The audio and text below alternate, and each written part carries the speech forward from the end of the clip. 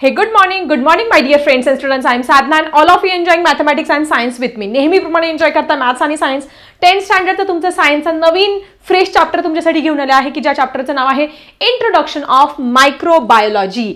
Microbiology नक्की काय आहे चला छानपैकी समजून घेऊया. तर चॅप्टरचं नाव काय आहे इंट्रोडक्शन ऑफ मायक्रोबायोलॉजी. आता मायक्रोबायोलॉजी काय आहे याचा अर्थ तुम्हाला छानपैकी मी समजावून सांगणारच आहे, पण त्याच्या अगोदर तर तुम्हाला सगळ्यांना माहिती आहे की मला आपल्याला सगळ्यांना ट्रिपला जायला खूप आवडत असं.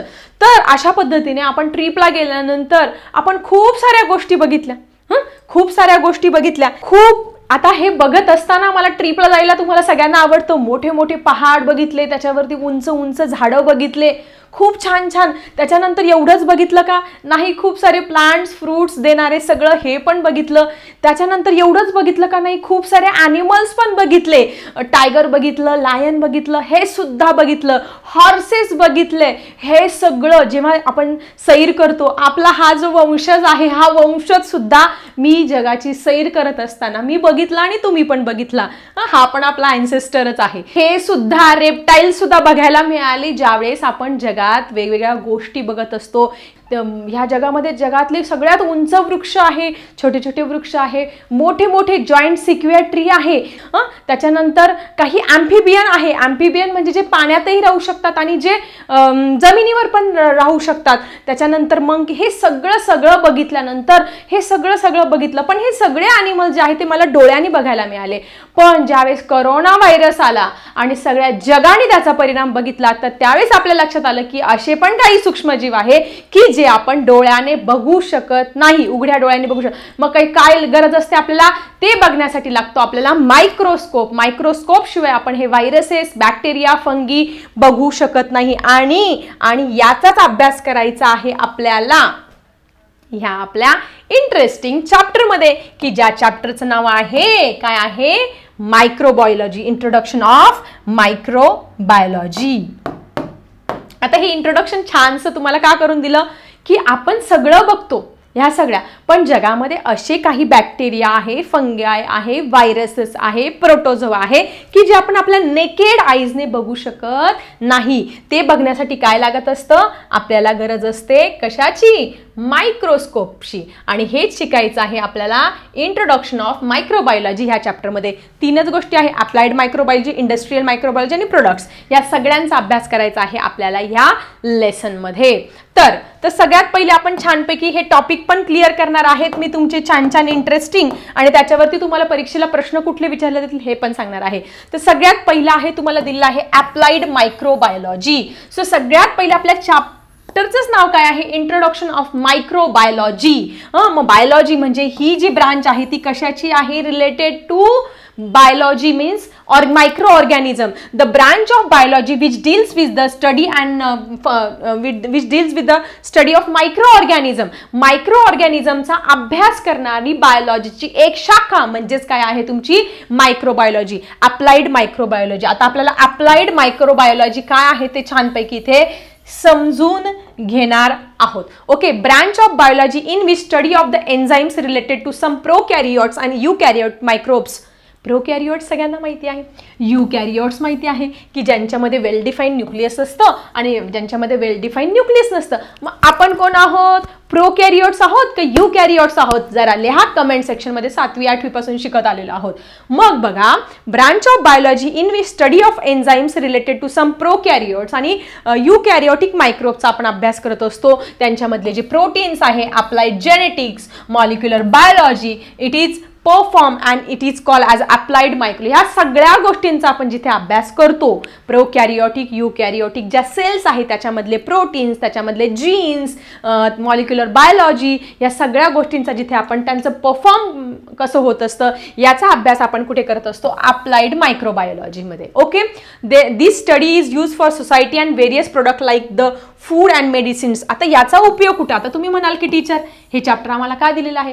तर ह्या मायक्रोबायोलॉजीचा उपयोग, ह्या सगळ्या मायक्रो ऑर्गॅनिझमचा उपयोग खूप साऱ्या इंडस्ट्रीजमध्ये, खूप साऱ्या इंडस्ट्री आहे. फूड इंडस्ट्री आहे, बिव्हरेज इंडस्ट्री आहे, तुमचं अँटीबायोटिक्स तयार करण्यासाठी, त्यांचं चीज आहे, चीज तुमचं बनवण्यासाठी, तुमचं जे मिल्क प्रोडक्ट्स आहे ते बनवण्यासाठी, फर्मेंटेड सगळे प्रोडक्ट बनवण्यासाठी, सगळे ठिकाणी या मायक्रो ऑर्गॅनिझमचा उपयोग हा होत असतो. तुम्हाला डोळ्यांनी जरी ते अगदी छोटे छोटे सूक्ष्म दिसत असतील, पण त्यांचा वापर मात्र खूप मोठा आहे.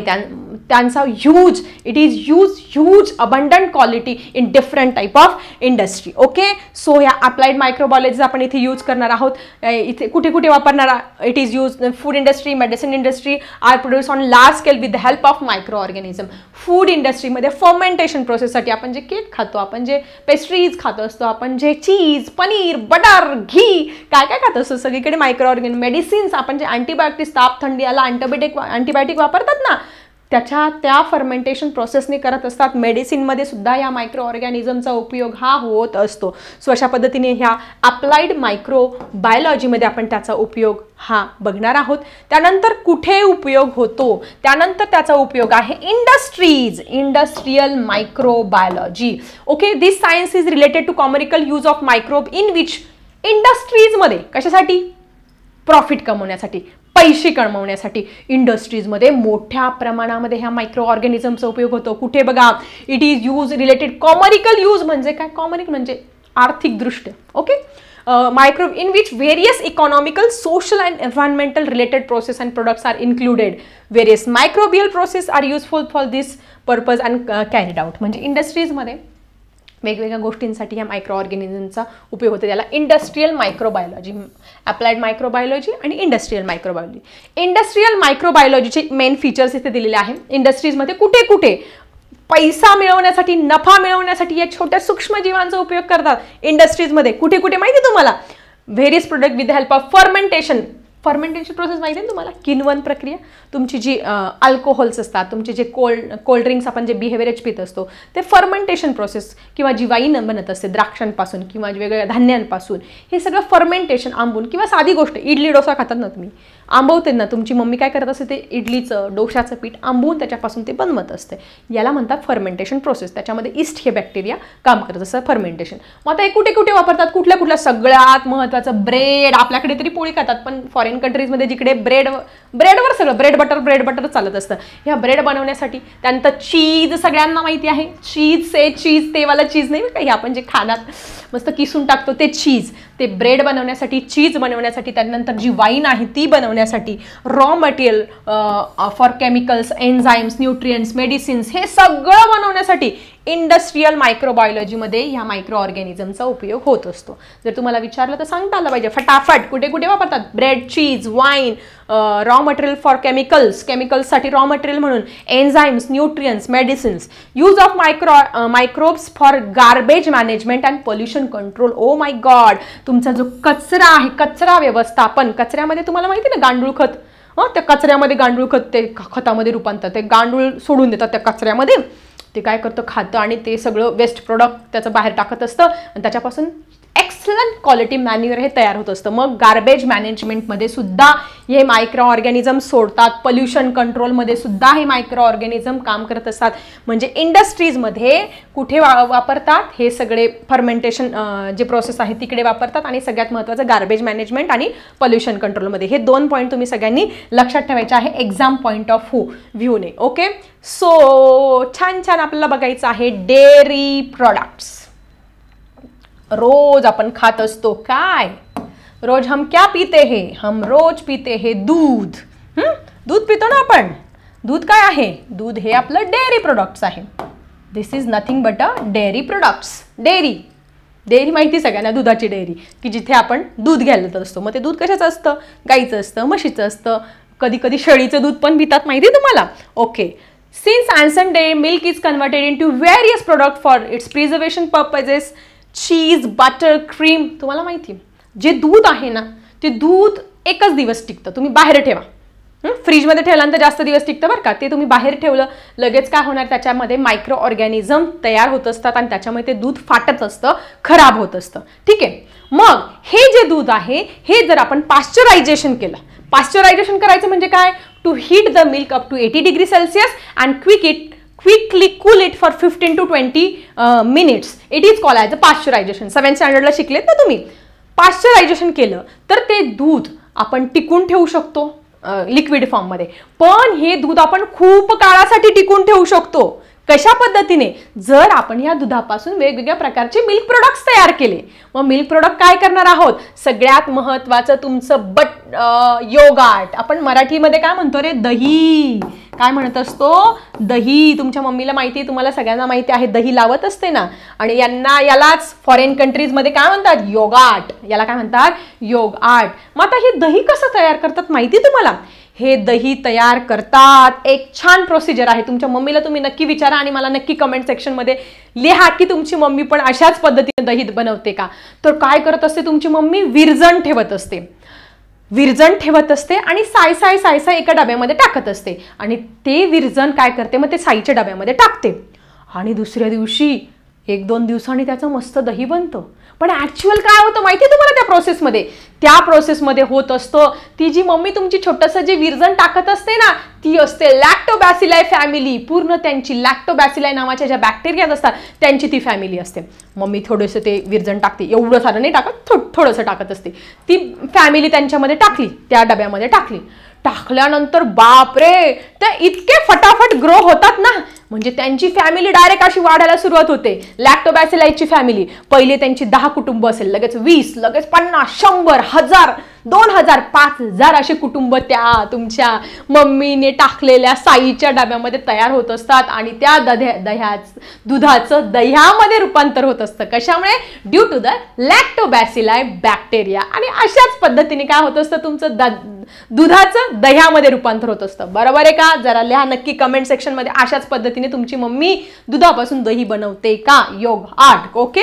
सो दही सगळ्यांना माहिती, सांगण्याची काही गरज नाहीये. जर आपण हे ठेवलं तर दूध आपण, दही किती दिवस टिकतं रे? किती दिवस? जरा कमेंट सेक्शनमध्ये. आय थिंक 5-6 दिवस वगैरे, 7-8 दिवस टिकू शकतं जर फ्रीजमध्ये ठेवलं तर, बरं का. नाहीतर मग फ्रेश असेल तर 2-3 दिवस, 1-2 दिवस. ओके. म्हणजे दूध आपण जर प्रिझर्व केलं, त्याच्यात जर विरजण टाकलं तर योगार्ट बनवू शकतो. सगळ्यात महत्त्वाचं, अजून दुधापासून आपण काय काय करू शकतो? अजून आपण काय करू शकतो? क्रीम. त्याची जी साय आहे ती साय काढून आपण त्याच्यापासून हे दही वगैरे तयार करत असतो. ती क्रीम, त्याच्यापासून ती क्रीम सुद्धा बाजारामध्ये मिळते, सोअर क्रीम या नावाने. थोडीशी अशी खारट वगैरे लागते, ते पण बनवू शकतो. अजून काय करू शकतो? ती सोअर क्रीम 15-20 दिवस वगैरे टिकू शकते डायरेक्टली, त्याच्यात प्रिझर्वेटिव्ह वगैरे टाकून. त्याच्यानंतर बटर. सगळ्यात महत्त्वाचं बटर. बटर माहिती तुम्हाला? ठीक आहे, तुम्हाला बटर दाखवते मी. Butter cheese. Yes, this is your butter and this is your cheese. हे काय आहे? तुमचं अमूलचं बटर खाल्लं असेल तुम्ही. हे बटर काढतात ना आपण पावभाजी वगैरे, त्याच्यामध्ये हे बटर टाकत असतो. हे जर दूध आपण काय केलं, ह्या दुधाचं कन्व्हर्जन आपण हे बटरमध्ये केलं तर ते साधारणतः 1-2 महिने टिकू शकतो. 1-2 महिने टिकू शकतो. ह्याच दुधाचं कन्व्हर्जन तुम्ही जर ह्या चीजमध्ये केलं, आवडतं ना सगळ्यांना चीज? हे बघा, या पद्धतीचं हे चीज आहे, चीज अँड बटर. हे वरचं बटर आहे, हे खालचं चीजचे वेगवेगळे शेप्स असतात. या चीजमध्ये केलं तर ते बापरे 6 महिने, वर्षभर हे जे चीज आहे हे टिकू शकतं. म्हणजे दुधाचं बघा, दुधाचं जर आपण काय केलं, दुधाचं जर आपण अशा पद्धतीने प्रिझर्व केलं तर त्या दुधाचं आपण वेगवेगळे डेअरी प्रोडक्ट्स तयार केले तर ते दूध आपण बऱ्याच काळापर्यंत टिकून ठेवू शकतो. म्हणजे चीज समजलं, बटर समजलं, क्रीम समजलं, योगार्ट पण समजलं. आता केफीर. केफीर काय आहे रे? केफीर हे शेळीच्या दुधापासून तयार केलेलं असं, तुम्ही ताक बघितलंय? म्हणजे तुम्ही तुमची मम्मी घुसळून त्या दह्यापासून तूप काढते, तो लोण्याचा गोळा, ती गरम करते, तूप काढते आणि ते उरलेलं असतं ते ताक लस्सी म्हणून पित असतो आपण. ते एकदम पातळ असतं. पण हे जे केफीर असतं ते आय थिंक, बरोबर आहे की नाही? मला कमेंट सेक्शनमध्ये लिहा. हे आपल्या कशाचे काय सांगितलं मी तुम्हाला? त्या शेळीच्या दुधापासून बनवलेलं असतं, ते जरा घट्ट असतं. कशापेक्षा? ताकापेक्षा. सो हे केफीर सुद्धा आपण बनवू शकतो दुधापासून. म्हणजे दूध प्रिझर्व केल्यानंतर आपण हे सगळं तयार करू शकतो आणि त्या दुधाला खूप वर्ष टिकून ठेवू शकतो. आता कसं तयार करायचं हा पण मोठा प्रश्न आहे. Water content and acidity of the milk changes during formation of this product. म्हणजे बघा, साधं दूध आहे ते पातळ असतं, दही कसं असतं घट्ट असतं, चीज काय आहे क्यूब आहे, बटर वेगळं आहे, तुमचं तूप वेगळं आहे, तुमचं काय दिले अजून इथे क्रीम वेगळी आहे. सगळ्यांचं टेक्स्चर काय होतं चेंज होत असतं ज्यावेळेस आपण त्याचं याच्यामध्ये कन्व्हर्जन हे करत असतो. These processes are performed on large scale with more skill for production of most of the milk products. Bacteria in milk itself are used. त्याच्यामध्ये वेगवेगळे बॅक्टेरिया ॲड करत असतात. फॉर एक्झाम्पल दही करायचं लॅक्टोबॅसिली ॲड केलं आपण त्याच्यामध्ये. Only cheese produce with the help of fungi. सगळ्यांच्यामध्ये बाकी सगळे प्रोडक्ट तयार करण्यासाठी काय वापरतात बॅक्टेरिया. हे लक्षात घ्या परीक्षेच्या दृष्टीने. बाकी सगळे जे मिल्क प्रोडक्ट आहे ते तयार करण्यासाठी बॅक्टेरिया त्याच्यामध्ये ॲड करतात, पण तुमचं जे चीज जे आहे ना चीज ते चीज आहे त्याच्यामध्ये ते तयार करताना फंगी ॲड करतात. कळलं. बाकीचे मिल्क प्रोडक्ट बॅक्टेरिया, चीज तयार करताना काय ॲड करतात त्याच्यामध्ये फंगस ॲड करतात. बुरशी बुरशी ॲड करून चीज बनतं बरं का. Basic process for production of yogurt cheese and cream is same. म्हणजे तुमचं दही बनवणं, तुमचं चीज बनवणं आणि क्रीम बनवलं सगळ्यांच्या बेसिक प्रोसेस या सेम आहे. Milk is pasteurise. पहिले काय करतात, आता तुम्हाला बनवायचं आहे, काय बनवायचंय, दुधापासून तुम्हाला बनवायचंय दही, दुधापासून चीज बनवायचंय, दुधापासून तुम्हाला क्रीम बनवायचं. काय करायचं सगळ्यात पहिले पातीलं भर दूध घ्यायचं, जास्त करायचं आणि तुम्हाला पातीलं भरून दूध घ्यायचं, ते पाश्चराइज करायचं. पाश्चराइज म्हणजे 80 डिग्री पर्यंत ते गरम करायचं आणि 15 ते 20 मिनिटात ते थंड करायचं. Okay. At the beginning destroy unwanted micro. त्याच्यातले जे मायक्रो ऑर्गेनिझम ते मरून जाणार. It then fermented with the help of lactobacilli. उसमें डालेंगे हम लॅक्टोबॅसिलाई की फॅमिली. मम्मी कशी करते दह्यामध्ये लॅक्टोबॅसिलाईची फॅमिली ॲड करते ना, आणि मग त्यांची फॅमिली अशी वाढते आणि दुधाचं काय होतं दह्यामध्ये रूपांतर होत असतं. त्या पद्धतीने आपण ते गरम केलं. गरम केल्यानंतर त्यांच्यामध्ये कोणाला पाहुणे बोलवले, कोणते लॅक्टोबॅसिलाई फॅमिलीचे पाहुणे बोलवले आणि त्या दुधाचं काय झालं फर्मेंटेशन झालं, त्याचं दह्यामध्ये रूपांतर झालं. In this process lactose sugar of the milk is converted into lactic acid. आता हे सगळ्यात महत्त्वाचं बघा, महत्त्वाचं पेपरच्या दृष्टीने हे पण लक्षात ठेवा, नुसतं एन्जॉय करू नका. आता आपण काय केलं पहिले मिल्क पाश्चराइज केलं, त्याच्यानंतर काय केलं we are adding the lactobacilli family in it. Then lactose sugar of the milk is converted into. मग दुधामध्ये काय आहे तुमच्या lactic acid, lactose sugar present आहे. दुधामध्ये पण साखर असते माहिती. कोणती साखर असते लॅक्टोज शुगर. कमेंट सेक्शन मध्ये द्या दुधामध्ये कोणती साखर असते lactose sugar. That lactose sugar is converted into lactic acid. Lactic acid मध्ये काय होत असतं त्याचं कन्व्हर्जन होत असतं. And milk proteins are coagulated with the help of lactic acid. त्याच्यामधले जे प्रोटीन्स असतात आप देतो अमूल किंवा आपण ती ॲड बघतो ना दुधाची, अमूल दूध पीता है इंडिया, आपको प्रोटीन कहाँ से मिलेंगे, अब जब दूध पिएंगे तो आपको प्रोटीन मिलेंगे. सगळ्यात महत्त्वाचं दुधामध्ये असतात प्रोटीन्स. जे मिल्क प्रोटीन्स आहेत ते असे इकट्ठा होतात. दुधाचं दह्यामध्ये कसं ते कोॲग्युलेशन कसं होत असतं असं ते घट्ट होऊन येत असतं. मग ते मिल्क प्रोटीन काय होतात कोॲग्युलेट होत असतात. लॅक्टोज शुगरचं कशामध्ये होतं लॅक्टिक ॲसिडमध्ये कन्व्हर्जन होत असतं. And milk proteins are coagulated with the help of lactic acid. Beside compounds with the taste and flavour are also form. Diacetyl has the flavour of butter. Diacetyl नावाचा एक पदार्थ आहे, त्याला बटरचा flavour येतो. Butter माहिती आहे तुम्हाला सगळ्यांना, बटर मगाशी दाखवलं तुम्हाला, त्या बटरचा फ्लेवर येत असतो. म्हणजे अशा पद्धतीने तुम्हाला जर दुधापासून काय बनवायचंय चीज बनवायचंय, क्रीम बनवायचं आहे, योगार्ट बनवायचं आहे, तर त्याची जर स्टेप्स विचारल्या तर काय लिहिणार तुम्ही.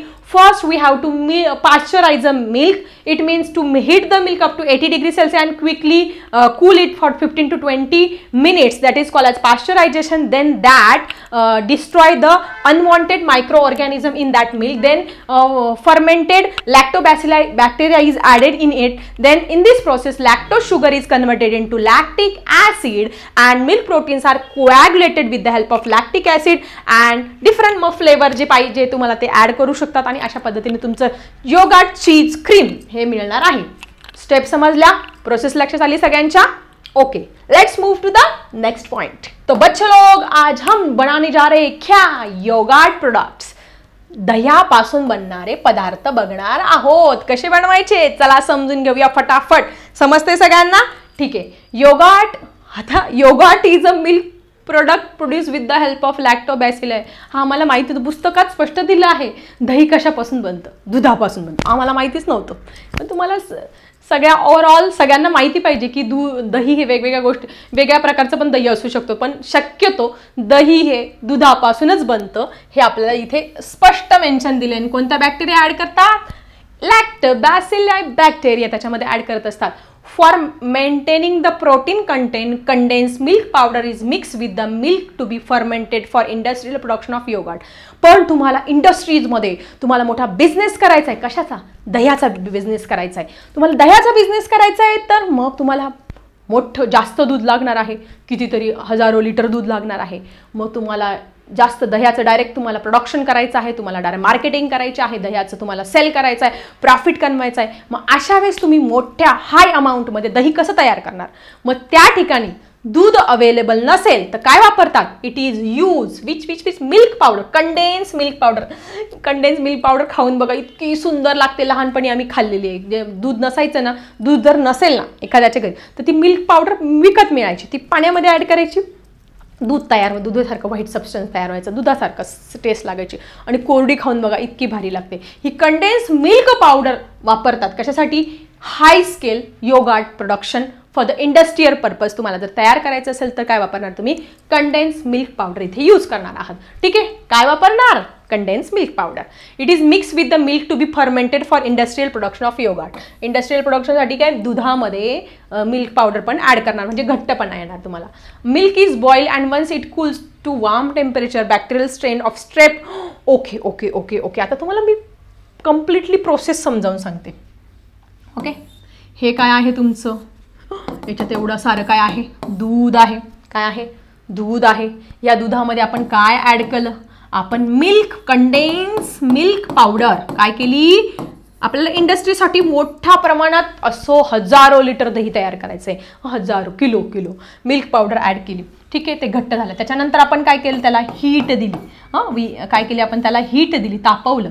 तापवल्यानंतर पुढे काय करायचं? स्टेप एक स्टेप समजून घ्या की तुम्हाला इंडस्ट्रियल मोठ्या प्रमाणात दही तयार करायचं तर काय करायचं? First we have to add condense milk powder in the milk, then it is heated और पाश्चरायझेशन म्हणणार. Milk is boil once it cools to warm temperature. ते गरम करायचं, थंड करायचं.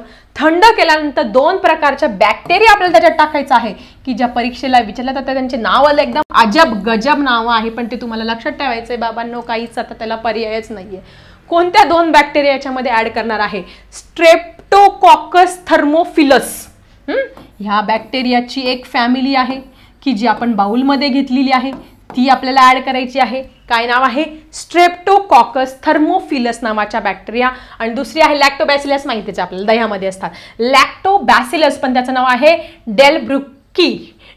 वेगळंच नाव आहे, डेलब्रुकी. ही दुसरं बाउल आहे, त्याच्यामध्ये कुठल्या बॅक्टेरिया आहे? या अशा वेगवेगळ्या प्रकारच्या बॅक्टेरिया, ज्याचं नाव आहे लॅक्टोबॅसिलस डेलब्रुकी नावाच्या बॅक्टेरिया आपल्याला ॲड करायच्या आहेत. कशामध्ये? आपल्याला इंडस्ट्रियल हाय मोठ्या प्रमाणामध्ये दही निर्माण करायचं. याच्यासाठी पहिले काय घेतलं? दूध घेतलं, त्याच्यामध्ये मिल्क पावडर ॲड केली, नंतर ते गरम केलं, नंतर ते थंड केलं. थंड केल्यानंतर 2 प्रकारच्या बॅक्टेरिया ॲड केल्या. त्यांची नावं माहिती पाहिजे. कोणते? Streptococcus thermophilus and Lactobacillus delbrueckii नावाच्या बॅक्टेरिया ॲड केला. Okay, are added to it in 1:1 proportion. म्हणजे ह्या ज्या बॅक्टेरिया आहेत त्याचं पण प्रपोर्शन 1 पाहिजे आणि याचं प्रपोर्शन पण काय 1 पाहिजे. मग परीक्षेला विचारलं जाऊ शकते this bacteria are added in which proportion. मग तुम्हाला 2:1 देतील, 3:1 घेतील, 5:4 घेतील किंवा 3:3 घेतील, 2:2 घेतील. काय उत्तर लिहायचं? 1:1. बॅक्टेरिया किती प्रमाणात ॲड करायच्या? 1:1 या प्रमाणात ॲड करणार आहोत आपण ह्या बॅक्टेरिया. ओके, इथपर्यंत लक्षात येतं सगळ्यांच्या? काय करतोय आपण? दही तयार करतोय ह्या पद्धतीने. बॅक्टेरिया ॲड केल्या. पुढे lactic acid is form due to Streptococcus that makes the proteins to gel out that gives dense consistency of yogurt. मग ह्या सगळ्या प्रोसेसमध्ये ह्या बॅक्टेरिया ॲड केल्यानंतर काय तयार होणार आहे? याच्यामध्ये लॅक्टिक ॲसिड. काय होणार आहे? कारण शुगर कोणती आहे? Lactose sugar. लॅक्टोज शुगरपासून काय होतं? Lactic acid. हे तर लक्षात ठेवायला पण सोपंच आहे. लॅक्टिक ॲसिड तयार होणार आहे या सगळ्या प्रोसेसमध्ये आणि त्याच्यामध्ये सगळं कोॲग्युलेशन वगैरे होऊन घट्ट असं दही काय होणार आहे तुमचं इथे तयार होणार आहे. सो ह्या सगळ्या स्टेप्स लक्षात ठेवायच्या पेपरच्या दृष्टीने. पुढे next, acetaldehyde like compounds are formed due to lactobacillus that gives characteristic taste to yogurt. आता दह्याचा आणि दुधाच्या वासामध्ये तुम्हाला काही फरक दिसतो? दुधाचा वास कसा असतो? जरा इमॅजिन करा किंवा वास घेऊन बघा. दह्याचा वास कसा असतो? आंबट असतो ना. मग दह्याचा वास अशा पद्धतीने येतो का येतो? जर तुम्हाला कोणी विचारलं तर तुम्हाला सायंटिफिक आन्सर देता आलं पाहिजे की दह्याचा वास असा का येतो. कारण दही बनवत असताना त्याच्यामध्ये ज्या बॅक्टेरिया ऍड करतात, कुठल्या स्ट्रेप्टोकोकस थर्मोफिलस आणि लॅक्टोबॅसिलस डेल्ब्रुकी नावाच्या ज्या बॅक्टेरिया आहेत ते ऍड केल्यानंतर त्याच्यामध्ये ऍसिटाल्डिहाइड नावाचा कंपाऊंड तयार होत असतो, केमिकल तयार होत असतं. Like compound are form due to lactobacillia. Lactobacillia bacteria add केल्यानंतर ऍसिटाल्डिहाइड नावाचा कंपाऊंड त्याच्यामध्ये तयार होतो, म्हणून दह्याला आंबट वास येत असतो. So characteristic taste to the yogurt. योगार्टला एक वेगळी चव देत असतो आणि टेस्ट पण देत असतो. Okay, nowadays various fruit juices are mix with the yogurt to impart different flavour. आता तर माहिती तुम्हाला मिल्क शेक, डेझर्ट, वेगवेगळे प्रकारचे दह्यामध्ये वेगवेगळे मिक्स करतात. एक्झाम्पल स्ट्रॉबेरी योगार्ट खाल्लंय तुम्ही, नंतर बनाना योगार्ट, ते सगळे फ्रुट्स त्याच्यामध्ये दही टाकतात. हे सगळं निघालं आहे. Shelf life of yogurt and in probiotic properties can be improve by pasteurization. Probiotic आता ते नंतर आपण समजून घेणार आहोत. ह्या सगळ्या प्रॉपर्टीज आपण पाश्चरायझेशनने काय करू शकतो? रिस्टोर ह्या करू शकतो. सो अशा पद्धतीने योगार्ट प्रोडक्शन आपलं इथे कम्प्लीट झालं आहे. दही कसं बनवायचं तुम्हाला छानपैकी ते समजलं का? नक्की कमेंट सेक्शन मध्ये लिहा. आणि याच्यावरती छानपैकी शॉर्ट नोट पण लिहायची आहे तुमच्या नोटबुक मध्ये, आणि लिहिले की नाही मला ते सांगा पण. Okay, next we have to see what we have to see, my dear students. आपल्याला पुढे बघायचं आहे butter. Butter butter butter butter आवडतं सगळ्यांना. मस्त पावभाजीवरती लावतात आणि खातात छान. पावांना पण लावतात कधी कधी बटर. आणि चीज ते किसून टाकतात, ते चीज असतं. Butter, 2 types of butter like sweet cream and culture are produce. 2 प्रकारचे बटर असतात, एक स्वीट क्रीम आणि एक कल्चर्ड बटर असतं. लार्ज स्केल वापरतात. Microbes are use for production of culture variety. Culture जे बटर आहे त्याच्यासाठी मायक्रो ऑर्गॅनिझमचा हा उपयोग होतात. मग आता बटर समजलं, बटर तुम्हाला समजलं. Butter like sweet cream butter आणि culture. Which are the 2 types of butter? बटरचे 2 प्रकार कोणते? स्वीट क्रीम, गोड गोड लागतं ते, आणि कल्चर्ड बटर, हे 2 प्रकार आहेत. आणि त्याच्यामध्ये मायक्रो ऑर्गॅनिझमचा उपयोग हा होत असतात. म्हणजे योगार्ट प्रोडक्शन मध्ये मायक्रो ऑर्गॅनिझमचा उपयोग होतो. कसा तुम्हाला समजलं? त्या 2 बॅक्टेरियाची नावं लक्षात ठेवायचे, ते मला कमेंट सेक्शन मध्ये लिहा.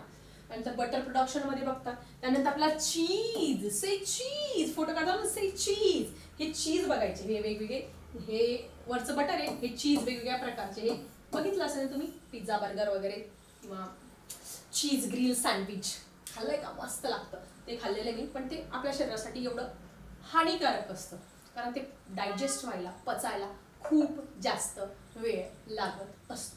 ठीक आहे, ठीक आहे. पण ते आपल्याला कसं प्रोडक्शन होतं ते समजून घ्यायचं. आवडतं ना बऱ्याच जणांना. त्याच्यासाठी आपला वर्कआउट पण तेवढा करावा लागतो, व्यायाम करावा लागतो, तेव्हा ते चीज जे आहे ते पचत असतं. ठीक आहे, सो थोडा जपून खा. Cheese production. Cheese is produce on large scale from the abundantly available cow milk all over the world. जगामध्ये जेवढं काऊ मिल्क आहे त्याच्यामधून भरपूर मोठ्या प्रमाणात. फॉरेन कंट्रीजमध्ये, अमेरिकेला तर इतका पिझ्झा खातात. मी तर एक तुमचं जनरल नॉलेज बघत होते, त्याच्यामध्ये इतका पिझ्झा, म्हणजे कितीतरी एकर जमिनीचा, 5 एकर काहीतरी जमिनीचा जेवढा तुकडा, एवढा पिझ्झा खातात तिकडे लोक. इतका पिझ्झा, त्याच्यावरती चीज हे टाकत असतात किसून, फार आवडतं त्यांना. ओके, सो चीज बनवतात मोठ्या प्रमाणामध्ये. First chemical and microbiological test of milk are perform. पहिले त्या दुधाची टेस्ट वगैरे सगळं ते टेस्टिंग वगैरे करतात. Some colors of microbes like Lactobacillus lactis and Lactobacillus ceremoris and Staphylococcus thermophilus are mixed with the milk. आता तुम्हाला काय बनवायचंय? आता बनवायचं तुम्हाला चीज, आणि तुम्हाला या बॅक्टेरियांची नावं लक्षात ठेवायला लागणार आहे. 2 बॅक्टेरिया आपल्या अगोदरचे. कुठल्या रे? स्ट्रेप्टोकॉकस थर्मोफिलस या अगोदर पण होत्या योगार्ट बनवताना. आणि अजून कुठल्या 2? कुठल्या रे? लॅक्टोबॅसिलस लॅक्टीज, हा पण सोपा आहे. लॅक्टोबॅसिलस लॅक्टीज या 2 बॅक्टेरिया आणि स्ट्रेप्टो. आणि पुढची लॅक्टोबॅसिलस क्रीमोरिस हे नावं लक्षातच ठेवावं लागणार आहे. तिघं पण 2 लॅक्टोबॅसिलस आहे आणि एक स्ट्रेप्टोकॉकस वरचीच आहे, लक्षात ठेवा. लॅक्टोबॅसिलस लॅक्टीज, लॅक्टोबॅसिलस क्रीमोरिस आणि स्ट्रेप्टोकॉकस थर्मोफिलस. कमेंट सेक्शन मध्ये जरा नावं लिहा. चीज बनवताना कोणत्या 3 बॅक्टेरिया त्याच्यामध्ये ऍड करतात? कोणत्या 3 बॅक्टेरिया ऍड करतात? कमेंट सेक्शन मध्ये नक्की लिहा. पेपरला ह्या बॅक्टेरियाची नावं येऊ शकतात आणि आपल्याला लिहिता आलं नाही तर आपले मार्क जाऊ शकतात फिल इन द ब्लँक्सला वगैरे. सो लॅक्टोबॅसिलस लॅक्टीज, क्रीमोरिस आणि स्ट्रेप्टोकॉकस थर्मोफिलस हे मिक्स करतात दुधामध्ये. It import sources to be the milk. After this impart the dense texture while water in yogurt needs to be remove, म्हणजे परत त्याचं दह्यामध्ये रूपांतर फर्मेंटेशन प्रोसेस वगैरे होत असेल. पुढे बघा, an enzyme rennet obtain from alimentary canal of the cattle was being traditional use earlier. आता याच्यामध्ये हे वापरायचं पूर्वी जे काऊ बफेलो आहे त्यांच्या एलिमेंटरी कॅनल मधलं एक एन्झाईम आहे, त्या एन्झाईमचं नाव काय आहे, रिनेट. लक्षात घ्या, हे 100% पेपरला येऊ शकतं. कुठलं, काऊ आणि बफेलोच्या एलिमेंटरी कॅनल मधले कुठलं एन्झाईम असतं, रिनेट नावाचं एन्झाईम आहे. त्याचा उपयोग व्हायचे. ॲनिमल सेंट्रिक चीज असायचं, हे ॲनिमल पासून बनवलेलं, त्या एन्झाईमचा वापर करतात. पूर्वी वापरायचे पण आता नाही. However an enzyme protease obtain from fungi is use to present produce vegetarian cheese. ते नॉनव्हेज चीज असायचं, मग नॉनव्हेज ना, कारण ते एलिमेंटरी कॅनलमधलं ते एन्झाईम यूज करून केलं म्हणून ते प्राण्यांपासून बनलं, म्हणजे ते नॉनव्हेज चीज होतं. पण आता हे व्हेजिटेरियन चीज कशापासून बनतात, आपण जे वापरतो ते व्हेजिटेरियन चीज आहे. हे व्हेजिटेरियन चीज कशापासून बनतात, फंगी ॲड करतात. कोणती फंगी ॲड करतात बघा, एन्झाईम प्रोटीएज. प्रोटीएज नावाचं ऑप्टेन फ्रॉम फंगी, म्हणजे जे नॉनव्हेज चीज आहे ना, ते रिनेट नावाचं एन्झाईम की जे तुमच्या काऊ आणि बफेलोच्या एलिमेंटरी कॅनलमध्ये होतं, ते वापरून ते नॉनव्हेज चीज बनवायचे. पण व्हेजिटेरियन लोकांचा प्रश्न पडला, व्हेजिटेरियन चीज आहे ते कशापासून बनवतात, एक फंगी आहे, त्या फंगीपासून एक एन्झाईम तयार करतात. कोणतं एन्झाईम आहे, त्या एन्झाईमचं नाव आहे एन्झाईम प्रोटीएज. प्रोटीएज नावाचं एन्झाईम या चीजमध्ये टाकतात आणि त्याच्यापासून व्हेजिटेरियन चीज हे तयार करतात. कळलं, व्हेज नॉनव्हेज चीज असतात. लक्षात ठेवा, नॉनव्हेज चीज कशापासून, रिनेट एलिमेंटरी कॅनल ऑफ कॅटल, आणि veg cheese it is made from the fungi call as protease. Protease नावाच्या एन्झाईम हे टाकतात व्हेज चीज बनवण्यासाठी. The way he separated from yogurt, which had some other uses, the process of production of cheese is started through steps like cutting the solid yogurt into pieces. पहिले तुमचं दही तयार झालं, उसके pieces बनाने के, ऐसे तुकडे तुकडे करने के, त्याला धुवायचं, वॉशिंग करायचं, त्याला रबिंग करायचं, रब करायचं, सॉल्टिंग, त्याच्यात मीठ ॲड करायचं, अँड मिक्सिंग इसेन्शियल मायक्रोब्स, त्याच्यामध्ये छोटे छोटे मायक्रो ऑर्गॅनिझम ॲड करायचे, त्या बॅक्टेरिया सगळ्या ॲड करायच्या चीज बनवताना. पिगमेंट्स, कलर द्यायचा थोडासा, त्याला फ्लेवर, मस्त फ्लेवर द्यायचं, आणि देन चीज इज प्रेस, मस्त त्याच्यावरती प्रेस करायचं, कट करायचं, मस्त त्याचा मस्त शेप द्यायचा, अँड स्टोर्ड फॉर रायपनिंग, आणि रायपनिंगसाठी ते ठेवायचं. ह्या सगळ्या स्टेप्समधून तुमचं काय बनतं, हे मस्तपैकी हे चीज बनत असतं. कळलं, कुठल्या कुठल्या स्टेप्स समजल्या तुम्हाला. कटिंग द सॉलिड, ह्या स्टेप सगळ्यांना माहिती पाहिजे, लिहून घ्या. Cutting the solid yogurt into pieces, washing, then rubbing, then salting, then mixing essential microbes. 5 number, 6 number pigments and flavors are added. 6 steps आहे कशाच्या, या तुमच्या चीज बनवण्याच्या. ओके, आता इथे काही क्वेश्चन दिलेले आहे. Which different types of cheese are use in western food like pizza, burger, sandwich. Comment सेक्शनमध्ये. मोझेला ऐकलं ना तुम्ही, तुमचे जे पिझ्झा वगैरे असतात त्याच्याकडून मोझेला चीज पिझ्झामध्ये मोझेला वापरत असतात. What is difference between this types of cheese, चीजमध्ये काय डिफरन्स आहे, हे आन्सर्स तुम्ही तुमच्या नोटबुकमध्ये लिहा आणि मला कमेंट सेक्शनमध्ये पण ह्या प्रश्नांची उत्तरं लिहा. ओके, आता खूप interesting information do you know मध्ये दिलेली आहे. इथे तुम्हाला एक प्रश्न विचारला, what is the difference between those types of cheese, चीजचे कुठले कुठे प्रकार, याचं उत्तर इथेच दिलेलं आहे तुम्हाला. ठीक आहे. During industrial production of milk products strict cleanliness, म्हणजे हे सगळं बनवताना एकदम स्वच्छता पाहिजे, कारण मायक्रोबियल स्वच्छता नसेल तर मायक्रोबियल अटॅक होऊ शकतो. ते अस्वच्छ बनल्यानंतर आपण आजारी पडू शकतो, आपल्याला फूड पॉयझनिंग वगैरे ह्या सगळ्या गोष्टी होऊ शकतात. म्हणून स्ट्रिक्ट क्लीनलीनेस अँड स्टरलायझेशन, म्हणजे उकळून वगैरे सगळं मायक्रो ऑर्गॅनिझम नष्ट वगैरे करून. Essential bacteria can be attack by viruses, viruses वगैरे येऊ शकतात. Hence virus resistance varieties of bacteria are develop. मग जे virus resistance varieties of bacteria आहेत त्या डेव्हलप केल्या जातात. Recently use mutant varieties of bacteria has been increase. का, स्वच्छ व्यवस्थित फ्रेश चीज बनवण्यासाठी ह्या सगळ्या प्रोसेस कराव्या लागतात. आता बघा, चीज कुठल्या कुठल्या टाईपचं आहे. Freshly prepared cheese is always soft. जे आपण फ्रेशली, पहिलं कुठलं आहे, फ्रेशली प्रिपेअर्ड चीज, की जे खूप सॉफ्ट मऊ मऊ मऊ मऊ असतं, तुम्ही बघितलं असेल. मग ते कुठले कुठले आहे, कॉटेज चीज आहे, क्रीम चीज आहे, मॉझेला जे पिझ्झामध्ये वापरतात बघा, सांगितलं ना मगाशी तुम्हाला, ते जे मॉझेला चीज आहे ना ते फ्रेशली प्रिपेअर्ड असतं आणि हे सॉफ्ट चीज असतं. हा पहिला type. Okay. On storing for 3 to 12 months, मग हे जे चीज आहे ज्यावेळेस आपण 3 ते 12 महिन्यापर्यंत स्टोअर करून ठेवत असतो, semi hard cadre cheese is form. मग 3 ते 12 महिन्यानंतर थोडंसं ते कडक होत असतं, त्याला म्हणतात सेमी हार्ड केडर चीज हे तयार होत असतं. आणि आफ्टर 12 to 18 months हेच चीज, पहिले काय असतं, हे सॉफ्ट चीज असतं, 3 ते 12 महिन्यानंतर ते थोडंसं सॉफ्ट थोडंसं हार्ड होत असतं. आणि 12 ते 18 महिन्यानंतर after 12 to 18 months very hard cheese call as parmesan cheese is form. Direct रबरासारखं तुटत पण नाही, एकदम डायरेक्ट कडक प्लास्टिक सारखं चीज तयार होत असतं, त्याला परमिशन चीज असं म्हणत असतात. बाकीचा जो टॉपिक आहे तो आपण बघणार आहोत नेक्स्ट व्हिडिओमध्ये.